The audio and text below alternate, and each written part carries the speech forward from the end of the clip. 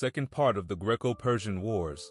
In the first part, we explored the first phase of the wars and parts of the second phase. We also looked at the context of the wars. In this second part, we will continue with the entrancing story. Whilst the pass was being held at Thermopylae by King Leonidas and the men that were with him, a second conflict, just as central and essential to the Greco-Persian Wars, was occurring, this one at sea. It would occur near Euboea.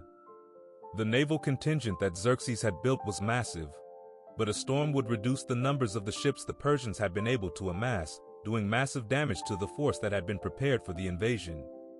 The first loss to the Persian forces would happen off the coast of Magnesia. But the calamities at sea would not stop. A second group would be caught as they sailed around the coast of Euboea. When the Allies found out about the fate of the ground forces at Thermopylae, they withdrew to Salamis. This occurred after days of conflict that would see losses on both sides. With the Allies retreating, Phocis, Boeotia, and Attica would fall to the Persians, who would be able to enter into the walls of Athens. For their retreat, the Allies had chosen the island of Salamis. Some Athenians would have been evacuated from Athens to Salamis. The few that remained would offer resistance to the Persians. They would ultimately lose. Now an interesting part of the wars, with the two armies positioned as they were. For Xerxes, his position and ability to force the Allies into surrendering could be reinforced significantly if he was able to defeat the Allies' naval force. For the Allies, staying in the battle as long as possible and deferring their defeat would stop the Persians from achieving their goal.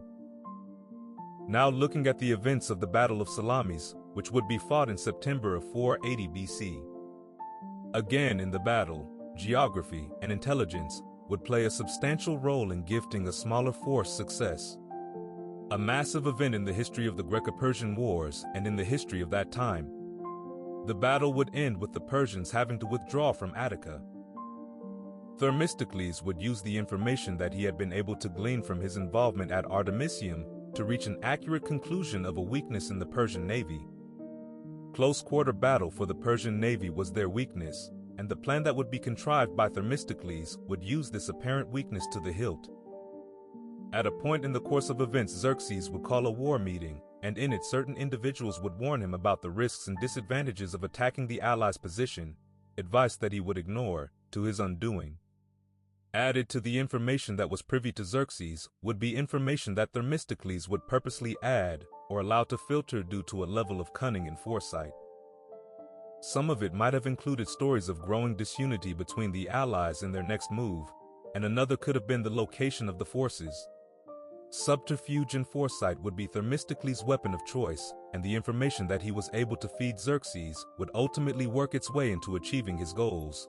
Xerxes would dispatch his fleet. The numbers on the Persian side would be overwhelming, and tactically their position was stronger.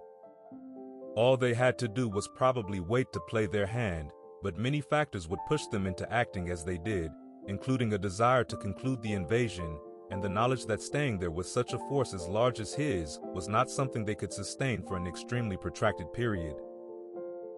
Some of the events and facts of the actual day of battle cannot be claimed with absolute certainty. At some point it seems the Persians would turn back and retreat. After the battle, a council of war would be held. Xerxes, perceiving the possibility that his army might find itself marooned in Europe if the Greeks had chosen to target Hellespont. The bulk of the army was withdrawn, leaving Mardonius with some of the troops to complete the effort at invasion. When they withdrew from Athens, the Athenians would be able to retake it, but at some point in the future they would lose it once again to the Persians. But the Battle of Salamis had already gone some way into creating doubt in the Persians and weakening their position.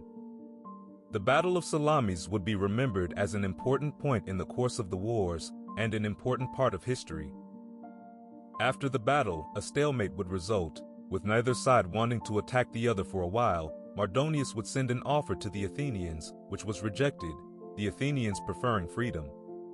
With the offer refused, the Persians made their move, reoccupying Athens, and again sending an offer. The Athenians would look for assistance from Sparta, and Sparta would deploy a force. The episode that follows would further cement the fate of the Persians, and further fortify the position that the Allies would now have. the Battle of Mycale and the Battle of Plataea, 479 BC. The Greek army would make an aggressive move to march out, causing the Persian army's retreat. Fortified camp would be made by the Persians on the bank of the Esopus River, but the Greeks would decide against further progress. The position they held was higher and to their benefit. The Persians would attempt several times to change this and get the Greeks to cede this advantage. The Greeks would attempt to retreat to another location when their supply was interrupted and their access to water was hampered. The Allies' retreat would be filled with chaos and mistakes, and the Persians would follow them as they retreated. But some forces from the Allies would stand ground, and the battle would prove successful for the Greek allies. Mardonius would pass away in the battle. A few Persians would flee, then more and more joined until it was a general retreat. Storming the Persian camp would be a step taken by the Greek side. Being able to break through eventually, a lot of the Persians contained within would perish. Few would be left to live. The victory here at Plataea would be massive. The Battle of Mycale would see the Allies emerge triumphant as well. With the Persian ships in poor state, the Persians initially chose to remain out of the fray, choosing to put their ships to land and protect them, but the Allies would attack and win.